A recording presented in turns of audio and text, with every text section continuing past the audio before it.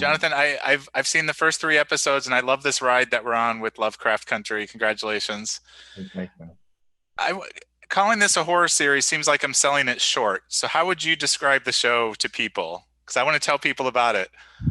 Um, Lovecraft Country is a genre building, melding, expanding experience.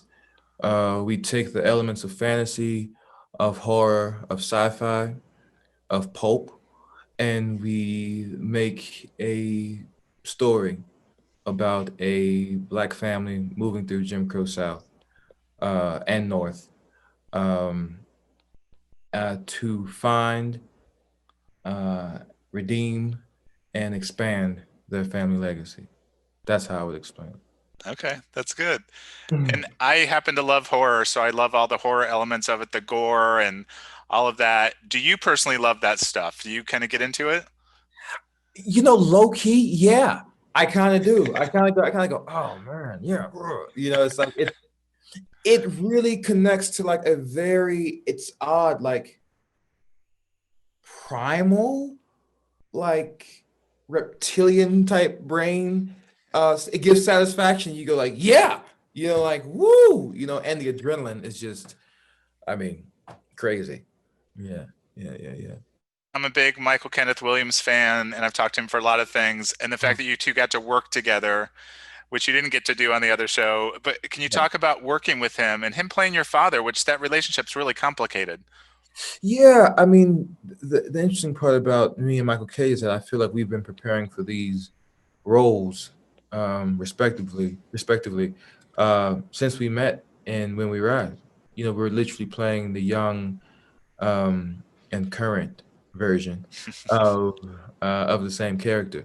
Um, and so I think that has to do a lot with Kim Coleman, the casting director who knew or felt that these two actors somehow shared a core, And so now to meet him again, wow, 2.5 years later when we began was kind of a dream, and I will say, all my partners in the play, all my partners in the film, the entire cast, we share a deep connection, but there's something quite unique about that connection between me and Michael K. Um, we have a very fraternal and paternal love for each other, and the paternal love kind of runs both ways, oddly, even though we're 20 odd years apart. Yeah.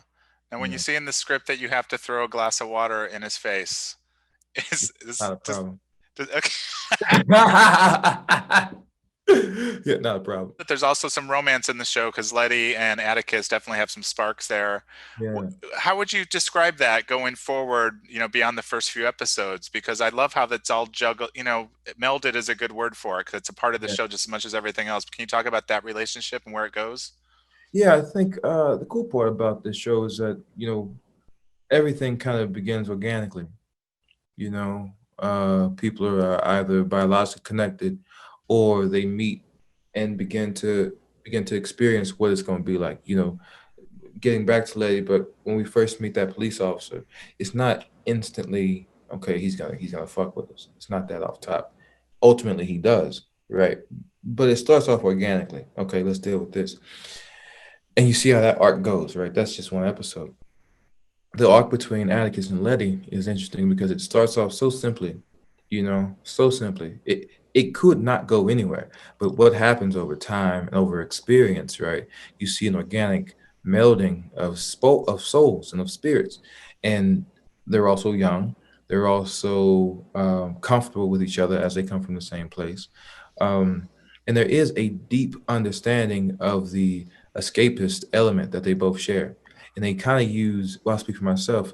Atticus views Letty as his escape hatch. She is the thing that helps him get out of himself. All the turmoil that's inside of him.